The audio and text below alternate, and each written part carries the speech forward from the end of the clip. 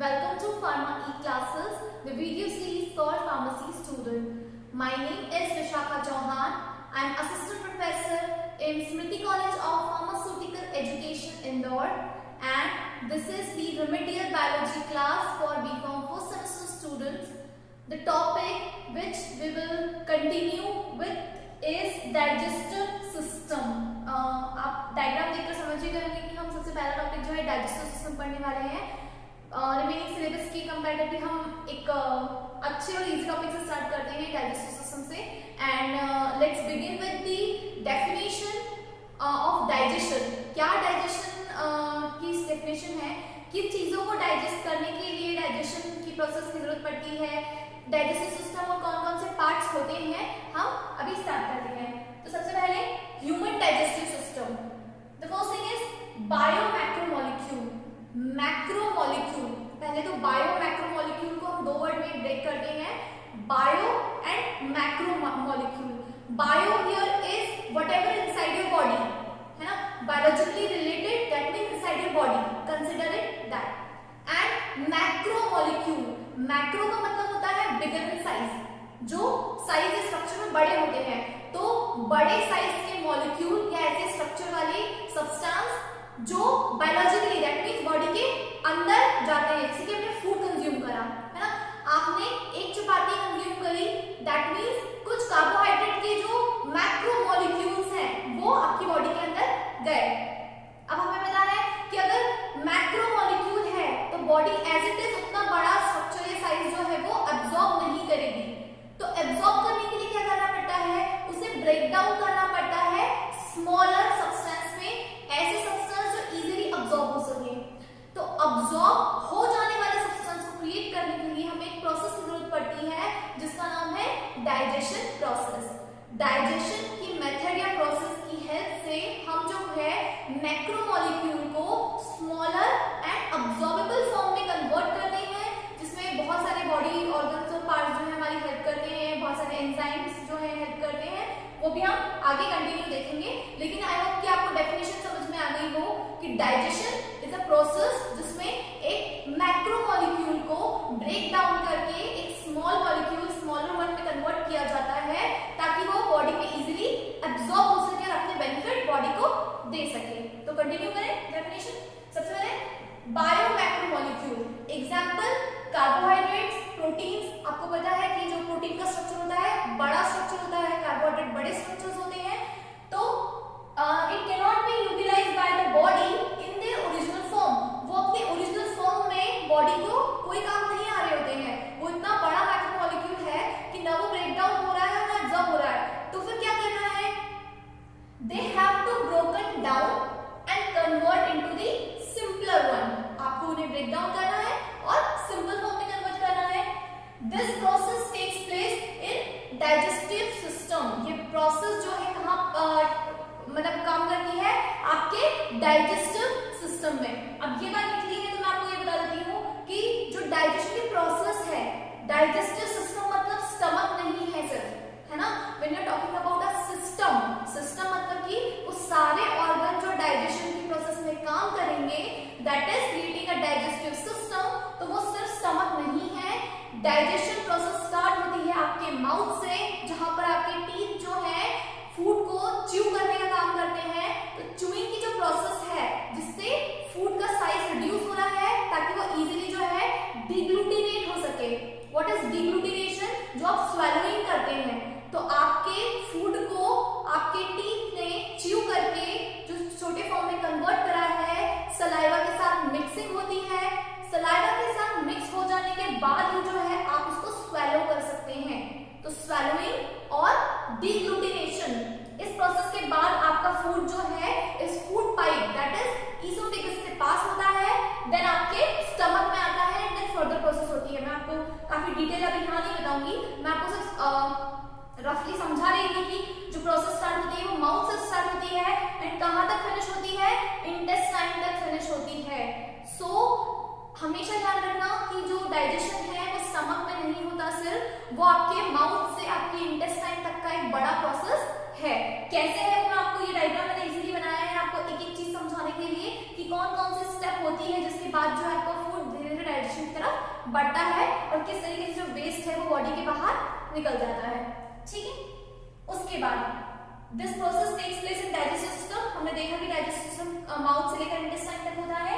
Then during digestion, अब digestion की process में क्या हुआ, जैसे कि हमने पढ़ा कि डाइजेशन की प्रोसेस में जो मैक्रोमोलेक्यूल था वो रिड्यूस हुआ और छोटे साइज में कन्वर्ट हो गया। स्मॉल साइज का पार्टिकल है जो कि इजीली अब्सॉर्ब हो सकता है, इजीली आगे बढ़ सकता है, वो आपके बॉडी के काम की चीज है। नाउ अंडरस्टैंड, मैंने 2-3 एग्जांपल लिखे हैं। सबसे पहले कार्बोहाइड्रेट, अगर आपका मॉलिक्यूल कार्बोहाइड्रेट है, जब वो ब्रेक डाउन होगा तो वो ब्रेक डाउन हो जाएगा किस फॉर्म में, सिंपल शुगर के फॉर्म में। अब सिंपल शुगर का एग्जांपल आप ले लीजिए ग्लूकोज। बॉडी में स्ट्रक्चर की बात हो रही है कि जो कार्बोहाइड्रेट स्ट्रक्चर है वो स्मॉलर स्ट्रक्चर में जब ब्रेक डाउन होगा तो ये कौन सा है, मैक्रोमोलेक्यूल है ना, ये सिंपल फॉर्म में कन्वर्ट हो जाएगा, तो that is simple sugar form में कन्वर्ट हो जाएगा। For example, which kind of sugar? So it may be a glucose. It may be in the form of a glucose molecule. Okay. अगर fat है, which is here a macromolecule, जब ये smaller simple या smaller form में convert होगा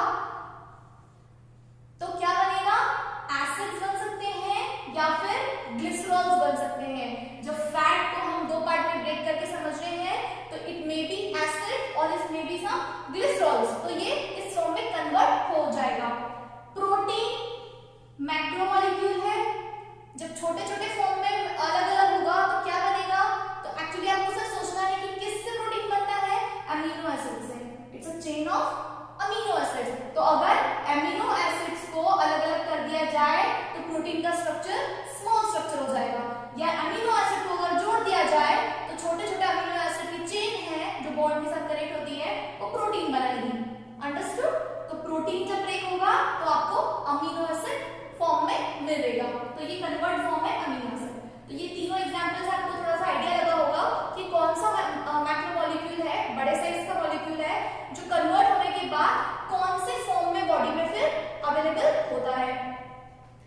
this process of conversion of the complex food substance into simple and absorbable, okay, simple and absorbable form, then the process is called digestion process। तो digestion की definition ये लिखी है, एक बार और पढ़ लेते हैं कि the process of conversion of the complex food substances into the smaller or simpler one and absorbable form, so the process is called as digestion process।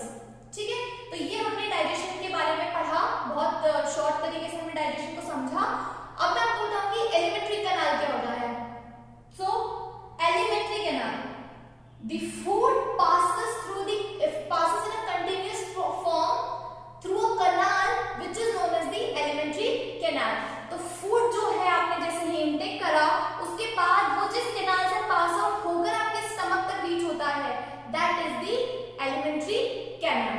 अब मैं आपको बताती हूँ कुछ बाइफर्केशन पार्ट्स। तो सबसे पहले स्टार्ट होता है बकल कैविटी।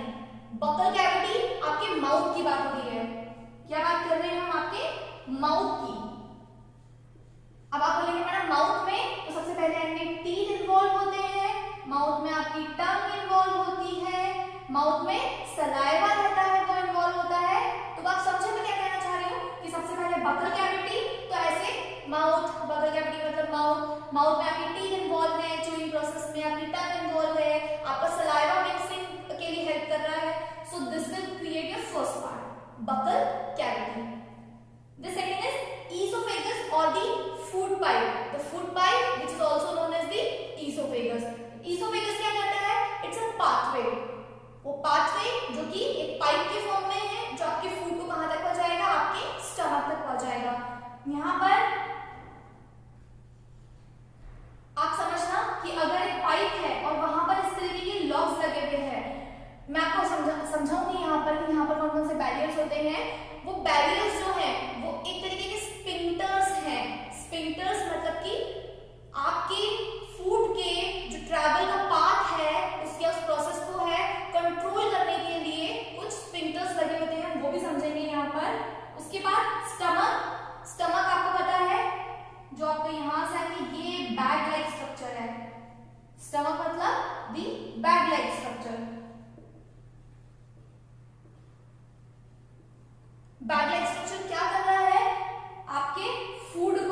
कन्वर्ट करने का काम कर रहा है। अलग अलग पार्ट है, आपको पता है upper part that is fundus and नीचे बॉडी मिडिल बॉडी पार्ट। तो ये जो सब डिविजन्स हैं ये सब इंक्लूड होकर स्टमक बना है। स्टमक जो है वो बाकी सारे ऑर्गन के साथ इंक्लूड होकर डाइजेस्टिव सिस्टम बना है। तो यही हम पढ़ रहे हैं ह्यूमन डाइजेस्टिव सिस्टम के टॉपिक में। The next is small intestine. Again small intestine मतलब कि ileum, jejunum and duodenum, 3 type की जो हम स्मॉल इंटेस्टाइन को जो 3 भागों में बांट के पढ़ते हैं। तो सबसे पहले jejunum, duodenum, jejunum and ileum, ये 3 टाइप की। Then large intestine and finally rectum से होते हुए एनस। तो यहाँ पर रेक्टम से होते हुए एनस। तो हमने देखा बकल कैविटी से आया फूड पाइप पे, फूड पाइप से ट्रैवल होकर आया फूड स्टमक में, स्टमक से गया स्मॉल इंटेस्टाइन में। यहां तक एब्जॉर्प्शन प्रोसेस चलती है। एब्जॉर्प्शन प्रोसेस खत्म कहां होती है? स्मॉल इंटेस्टाइन में खत्म होती है। उसके बाद जो वेस्ट प्रोडक्ट बचता है जिसके पास बॉडी को उसका कुछ यूज नहीं है, ऐसा प्रोडक्ट, ऐसे सब्सटेंसेस जिसका बॉडी को कुछ यूज नहीं है, वो जाते हैं लार्ज इंटेस्टाइन में। यहां तक आपका डाइजेशन प्रोसेस काम करता है। तो digestion process ends at small intestine. उसके बाद जैसे ही आपका लार्ज इंटेस्टाइन शुरू होता है तो लार्ज इंटेस्टाइन में आपका वेस्ट प्रोडक्ट जाता है। तो वेस्ट प्रोडक्ट जाने के लिए ये आपकी है large intestine and finally rectum से होते हुए एनस से आपके जो वेस्ट प्रोडक्ट्स है वो बाहर निकल जाते हैं। इसमें भी आप देख रहे हैं कोलॉन जो है 3 टाइप में डिवाइड करा हुआ है। सबसे पहले यहाँ से जहाँ शुरू हुआ है यानी कि यहाँ से आगे बढ़ते हुए तो this is ascending colon. Then ये ऐसा जो वाला जो है हॉरिजॉन्टल टाइप का, this is the transverse colon. And जो नीचे बाहर की तरफ आपके फूड को बाहर फेंक रहा है यानी जो वेस्ट प्रोडक्ट है उसे बाहर फेंक रहा है, दैट इज डिसेंडिंग कोलॉन, जो कि रेक्टम और एनस से आपके फूड को अल्टीमेटली बाहर कर देगा। तो all and all I think आपको इससे रिलेट करके थोड़ा सा ये समझ में आया होगा कि हम जो है डाइजेशन का मीनिंग क्या है और डाइजेशन में कौन कौन सी चीजें इन्वॉल्व थी। एक रफली हमने उसका आइडिया देख लिया। इस फिगर को हम अभी थोड़ा डिटेल में समझेंगे। उसके पहले मैंने आपको छोटी छोटी डेफिनेशन के फॉर्म में ये सब चीजें बताई है। तो आई होप कि डाइजेस्टिव सिस्टम की बिगनिंग समझने के लिए आसान रही हो। और नेक्स्ट वीडियो में हम देखेंगे कि आगे फर्दर जो है चीजें किस तरह डिवाइडेड हैं, कौन कौन से पार्ट जो है ईच प्रोसेस, जैसे पार्ट, जैसे पहला पार्ट है माउथ, तो कौन कौन से ऑर्गन्स उसमें इन्वॉल्व है। जैसे हमने पढ़ा था टीथ इन्वॉल्व है, सलाइवरी ग्लैंड्स इन्वॉल्व है, सलाइवा है तो एंजाइम रिलीज करेंगे, एंजाइम्स इन्वॉल्व है। तो ऐसे हर एक पार्ट के हम अपने अपने प्रोसेस देखेंगे कि शॉर्ट में पहले माउथ की क्या प्रोसेस है, यहाँ के जो पार्ट्स है वो अपना काम कैसे करेंगे, देन अगला पार्ट, देन अगला पार्ट। इस तरीके से हम कोशिश करेंगे कि सभी चीजों को आसानी से समझ पाए।